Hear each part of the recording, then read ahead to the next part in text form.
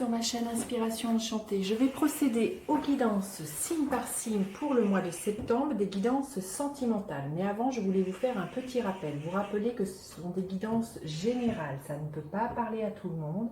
Allez faire un tour du côté de votre ascendant ou de votre signe lunaire si vous le connaissez. Et puis le temps est flexible, ce dont je parle peut s'être déjà passé, vous êtes en train de le vivre ou se passera au-delà du mois de septembre. Voilà, n'hésitez pas aussi à partager, liker, à vous abonner à ma chaîne. Vous êtes de plus en plus nombreux, je dois dire que ça me fait vraiment chaud au cœur.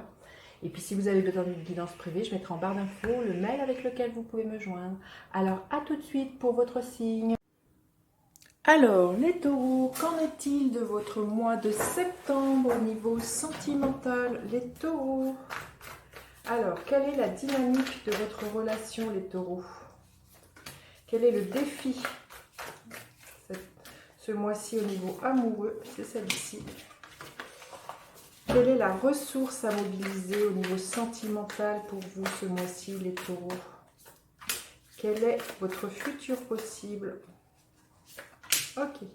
Je vais prendre une carte pour avoir la tonalité, la couleur de votre mois, les taureaux. Ok. Alors, faire le ménage.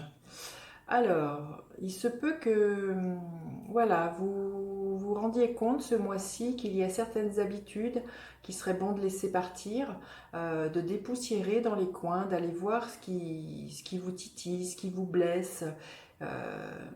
Peut-être qu'au sein de voilà, votre relation, vous avez envie d'instaurer des nouvelles choses.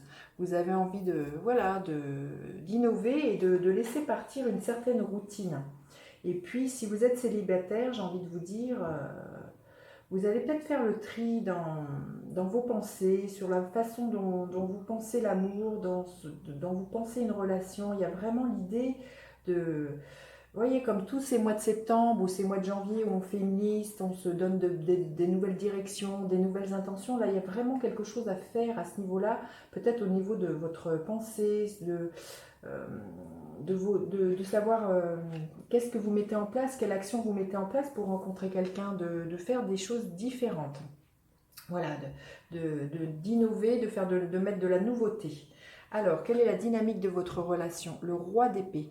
Là, oui, le roi, c'est toujours quelqu'un qui maîtrise l'élément dans lequel il dirige. Là, c'est les épées, c'est la communication et la pensée. Donc, au niveau de la dynamique de votre relation, c'est ça. Vous allez dire les choses clairement, comment vous envisagez les choses maintenant, comment vous...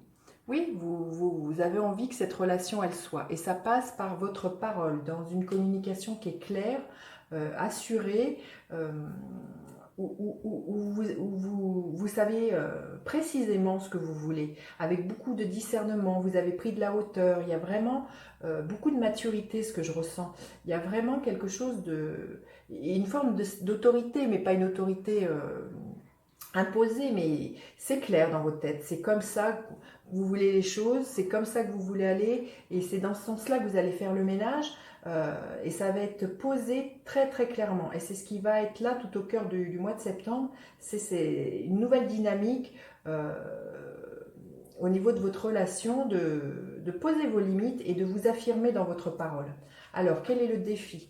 Le défi, c'est l'as de coupe. Alors, si vous êtes célibataire, il y a quand même le défi, c'est quand même de... Peut-être que vous avez été blessé par le passé, et le défi, ça serait de vous ouvrir de nouveau. D'ouvrir, vous voyez, votre chakra du cœur, elle est très parlante, cette carte. Donc, voilà, c'est de vous dire que même si vous avez été blessé par le passé, c'est possible qu'il y ait une nouvelle... que vous puissiez rencontrer de nouveau l'amour. Et puis, si vous êtes en couple, j'ai envie de vous dire... c'est pareil, si vous avez peut-être été blessé par des paroles de votre hôte ou quelque chose comme ça, il y a instauré, vous doutiez quand même que d'instaurer une nouvelle relation, une nouvelle dynamique au sein de votre relation. Il y a vraiment au niveau du chakra du cœur quelque chose à laisser s'ouvrir et à expanser. Alors, quelle est la ressource? La ressource, c'est le 9 d'épée. C'est très mental. Hein. Les épées, comme je vous disais, c'est la communication, c'est le mental. Donc, la ressource, c'est d'arrêter de faire mouliner ce mental, d'arrêter de ressasser des vieilles rancœurs, peut-être des vieilles réflexions que l'autre vous a données, qui vous empêchent de dormir, et puis de vous faire des films négatifs au point de vous empêcher de dormir. Vous faites un film, et les films que l'on se fait avec notre mental, c'est juste dans la tête. C'est pas quelque chose de réel et de tangible.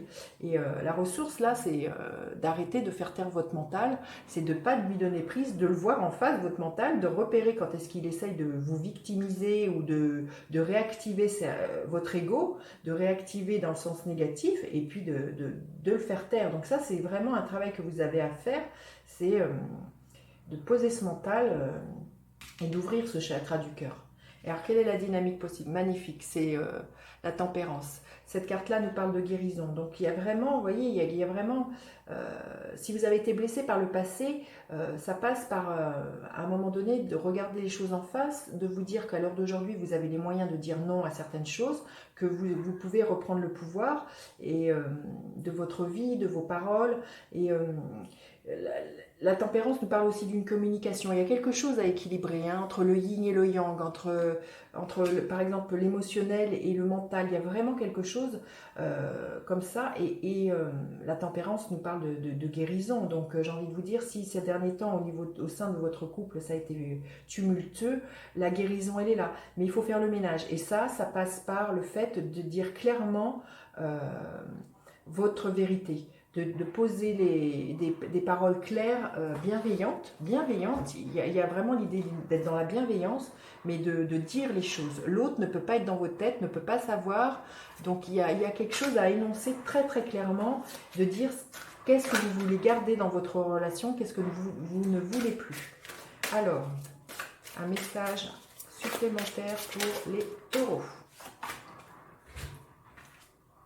L'ambition, vos choix sont légitimes, écoutez vos exigences intérieures et vivez grand. Ben voyez, vos choix sont légitimes et vos exigences intérieures, c'est-à-dire voilà, ce que vous attendez est légitime, mais il faut les énoncer. Ça passe par le fait que vous parliez et que c'est par la parole que vous petit à petit vous allez dénouer les choses et que ça va guérir quelque chose au sein de votre relation qui est un peu, qui pourrait être comment dire, négatif, entre guillemets. Hein, voilà. Écoutez, vous me direz comment ça résonne pour vous, les taureaux. Et puis, n'hésitez pas à partager, liker, à vous abonner à ma chaîne. Je vous dis à bientôt pour d'autres guidances. Bye bye, les enchanteurs.